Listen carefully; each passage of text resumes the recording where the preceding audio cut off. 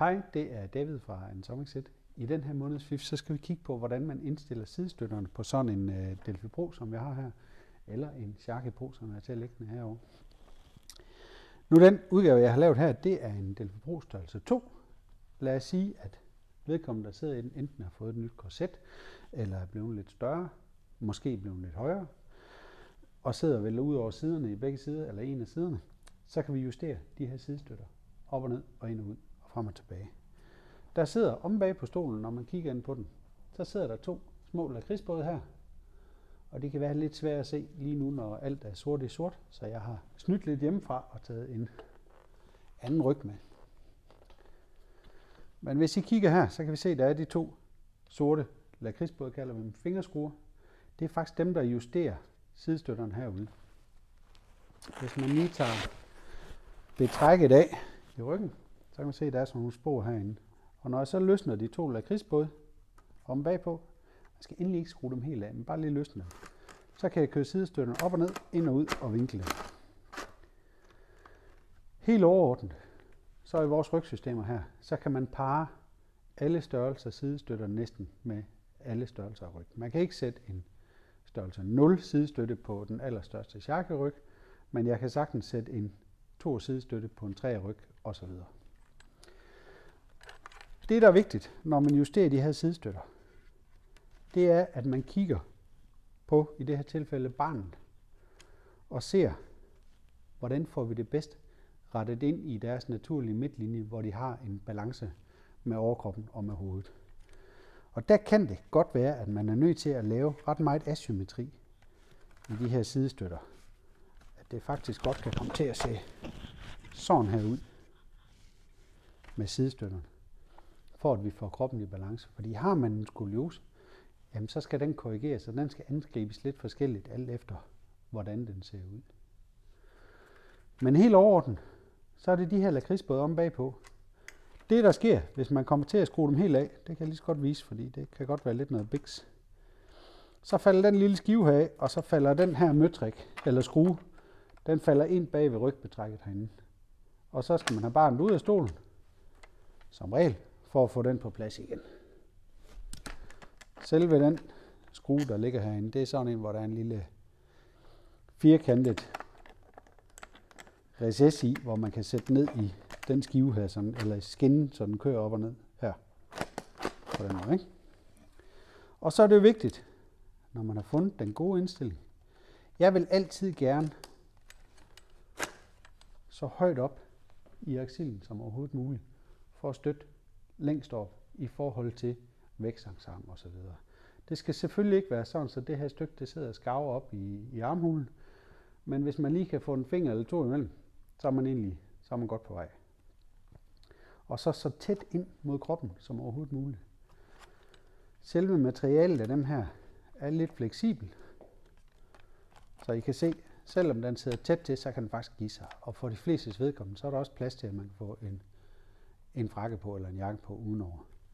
Skulle man nu også være bundet i en flyverdragttid i længere periode, så kan det også godt være nødvendigt at lave lidt mere plads, så man ikke sidder helt udenpå på ryggen. Men som sagt, skru på lakridsbådene herom, og så stram dem godt til, når man har fundet det sted, hvor de skal være. En anden ting, man kan være nødsaget til at gøre, nu kan jeg lige sætte betrækket på igen.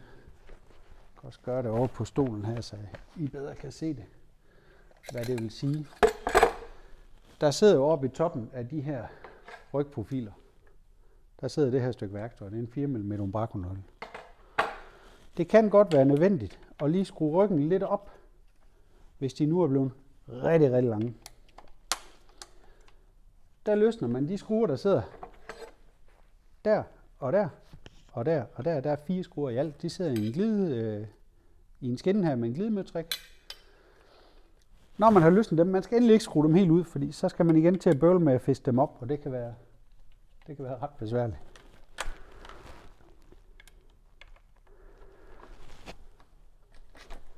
Så kan I se, så kan jeg køre op og ned med ryggen. Og alt det her, det kan jeg faktisk gøre, mens bruger sidder i stolen. Så hvis jeg kan se, at der lige er 3 fingre her, men egentlig så passer støtten sådan nogenlunde fornuftigt, jamen så kan jeg løsne de 4 skruer om, og så lige trække den op indtil vi har støtten højt nok op i aksilen her. Og så strammer jeg den egentlig bare til. Udover det, hvis man gerne vil have en lille smule mere lændestøtte ned for neden, kan jeg lige vise på den her, så har vi på det nederste beslag her, der holder ryggen, der er der et sæt huller, hvor den er sat fast i. Nedenunder, der er der et sæt huller mere. Hvis man nu flytter det her beslag ned i det nederste huller, så kommer den nederste del af ryggen en lille smule længere frem. Og så kan man flytte selve lændekurvaturen lidt højere op.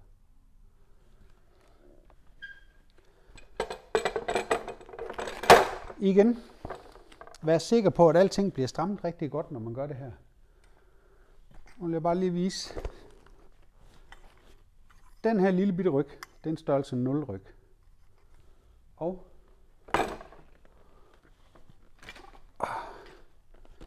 den her kæmpe store ryg, det er en Sharky Pro størrelse 2 ryg. Den kan jeg så rigeligt være i.